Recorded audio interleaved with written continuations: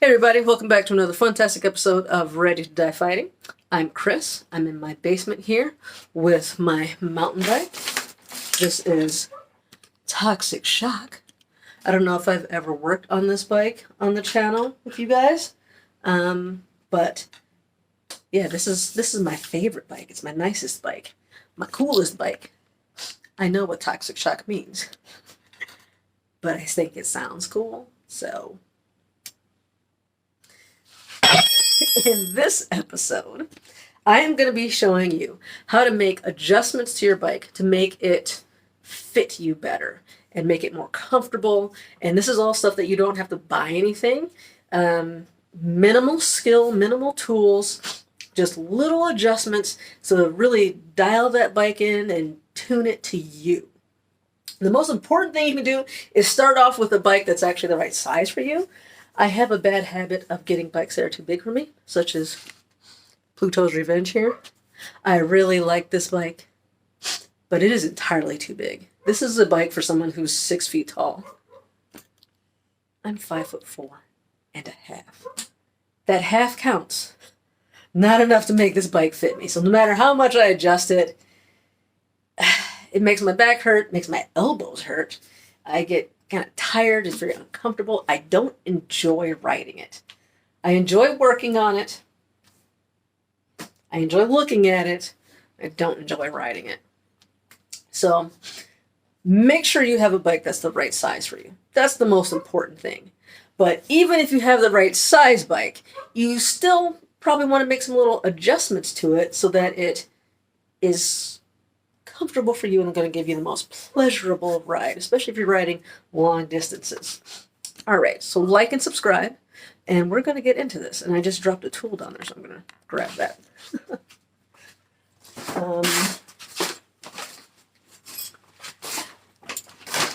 Did you subscribe? Did you like? You had a couple seconds there. Should have done it.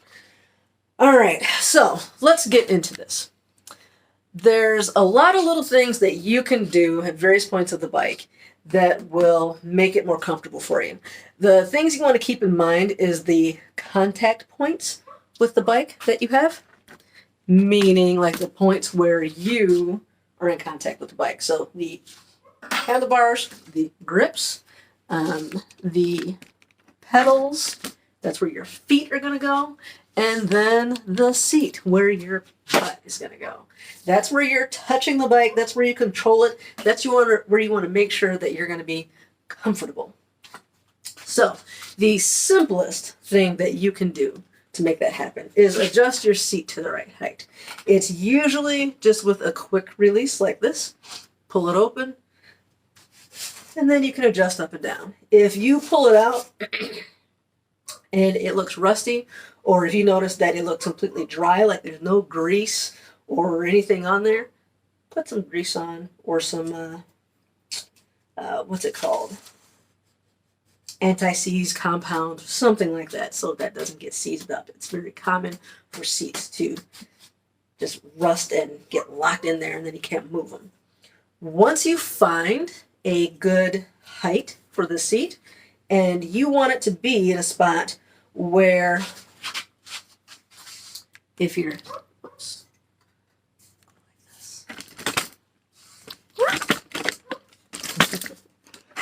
see if I can make that work. That's as far down as, there we go. It's probably as good as I'm going to be able to do. So you want to get in a spot where when you're sitting on the bike and you're all the way at the bottom stroke, you want your knee to be mostly straight. You don't want it to like lock like that. You want to have some bend to it, like a comfortable amount of bend. You don't want to be like that or anything. You want to have a nice full range of motion. So adjust your seat so that, you're about like maybe right there. So whatever's comfortable for you. The other thing that you can do, which you may not know about this one, you probably knew that you could adjust your seat up and down. You might not know that you can also adjust it front to back this way. So if you are sitting here, you can adjust front to back this way. Not a huge range of motion there, but sometimes just an inch or two is all you need to adjust, change how much you can reach and your comfort. So there's a few different ways this can be done. Usually one, maybe two hex bolts that usually take quite a bit of torque, although not always. So I can loosen that up. And now I can slide this front to back and get that in a place that's comfortable for me. There are markings, min, max, shouldn't extend past that. Whoops. So follow those guidelines. And if you, depending on your saddle or seat, loosen that up some more, you may even be able to adjust the angle there. And that could be done a few different ways. So, you just kind of have to look at it and see how it works on your bike. So this is another thing that can make a big difference in how comfortable this ride is for you. Now I have a short little torso, so I like to get it as close as I can because it'll help me reach. So I'm going to put that, I guess, back down to as far as it'll go. And tighten that back up. And I'm not going to do this all the way. I'm just kind of showing you what you can do. So let's just put that back. And I can't remember if I said this already, but once you get your seat into a height that you like, say right here, if that's where you want it to be, what I like to do is get some electrical tape and just put, wrap around there once or twice. And that way it's kind of like a little stopper. So I will often, if you're working on your bike, you clamp to the seat post typically into the bike stand, and you have to raise it up for that. But then you got to try to remember and test and figure out, where was it before. If you put the tape, it'll go right there, and that'll stop it, and you're good to go. All right. Next thing that you can do is going to be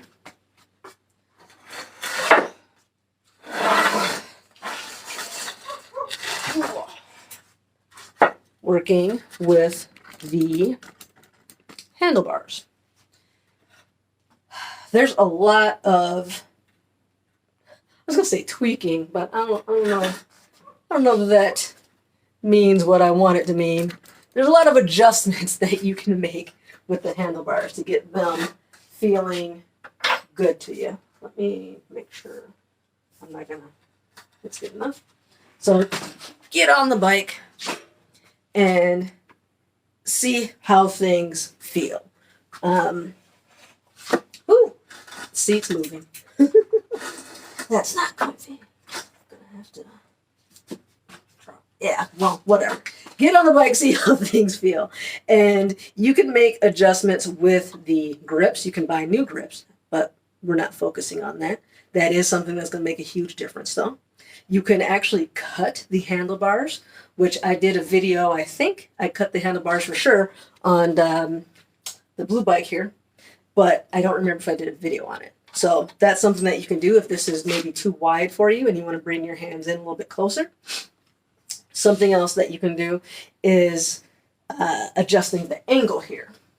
And so that's a really simple thing. If you loosen, depending on your bike, depending on how it's set up,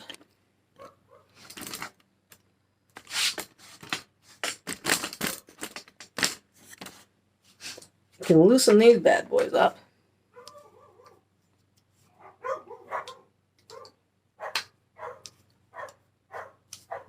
And now I can position the brake lever and the shifter at an angle that's going to be comfortable to me.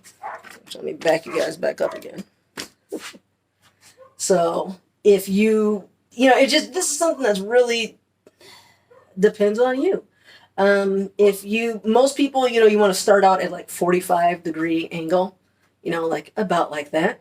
But if you lean back a little bit more when you're riding, you might want it to be closer to horizontal. If you like to ride on top of the bike, you want to be maybe more vertical. Most people are going to be somewhere around here, perhaps. So just kind of play with that, sit on the bike, adjust it up and down, see what angle feels good to you, and then lock it in. Additionally, you can move side to side this way. So when you are riding your bike, and this is dependent on what type of riding you're doing, but like with mountain biking in particular, you really just want to be squeezing the brakes with one finger. Especially if you have hydraulic brakes, one finger is enough to stop. So you can get the brake lever out of your way a bit and position it like that. I personally like to use two fingers. Sometimes I use just the one. I actually prefer using my middle finger on things, so I end up doing two fingers a lot of times. But position this, move it in as far as you need to, and adjust the angle so that you can comfortably, while you're sitting on the bike, just hit the end of the lever there and to hit the brakes. And so for me, that is right about there. I'm just going to match it up with the other one. So yeah, right about there. I'm just going to hold that and lock this back in. Now these, you don't have to tighten down a whole lot. And again, depending on your style of riding, do it just enough so that you can't move it. But a lot of people like to leave it a little bit loose so that if you crash, the handlebar or the lever will move and turn rather than break.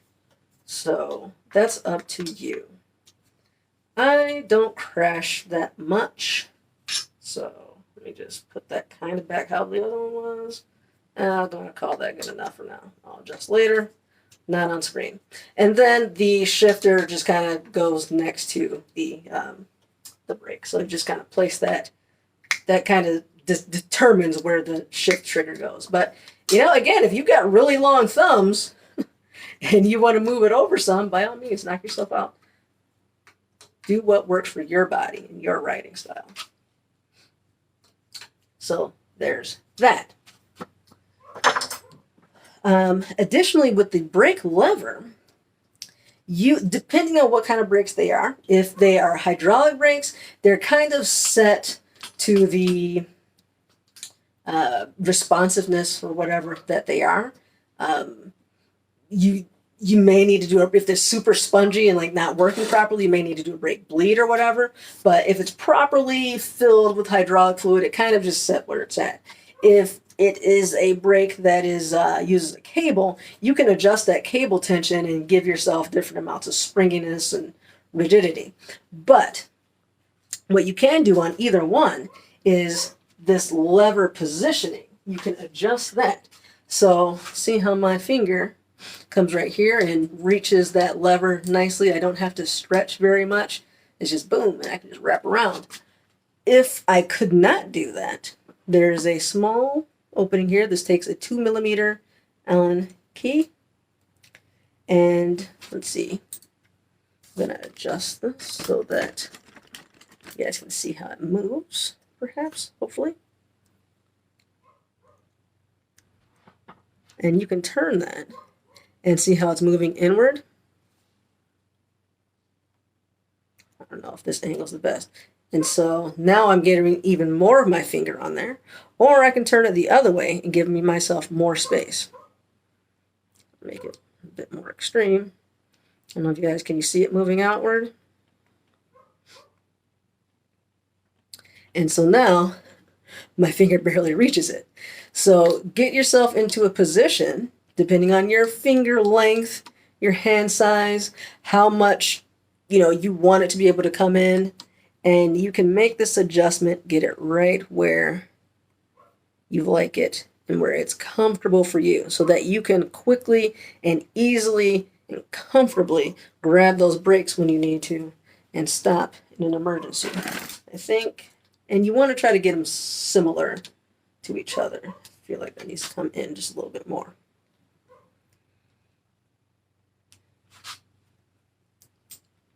No, that's too much. I'll fix it back later. Don't make this video too long. Now, something else you can change is these bolts here. There's 4 of them. They typically don't require a whole lot of torque. And you want to loosen and tighten these kind of, I don't know, symmetrically. So like here, here, here, here. Do like a star pattern. And you can loosen that up. What I'm about to do. I'll show you. So here, here, here, and here. And now your bars probably aren't perfectly flat lines. They probably have some bend to them a little bit. So depending on what feels comfortable to you with that bend, sit on there and get that angle right where you like it. You probably should do this first before you adjust the brake levers. I realize I said that backwards, but otherwise you'll have to likely redo that. But this is something that can, again, make a big difference on how the bike feels. And so when you tighten these back up, if you're lucky, your bike will have some markers there that'll kind of make it easier for you to remember where it goes. I think I was something like that. I'm just going to tighten it enough so that it doesn't fall apart while I'm doing the rest here. I think the last thing I want to cover, and this isn't on all bikes. Actually, no, I guess there's 2 things I want to cover still. But the suspension. So depending on what kind of bike you have, if it's a mountain bike and if it has a suspension and what type of suspension, this has air shocks. So depending on how much you weigh, there's actually air in here. You can take this cap off, and you can't use a regular bike pump. You have to use a shock pump. But it's dependent on your weight, how much air pressure you put in here. And so this is something you probably want to go to a bike shop and do. They'll probably just do it for you if they're nice, and you got some kind of relationship with them. Otherwise, I can't imagine the charge would be very much at all. But they can put air in here or take air out to suit your preferences and your weight, to give you a nice smooth ride that's going to absorb the shocks but not make it too bouncy. Just get it just right.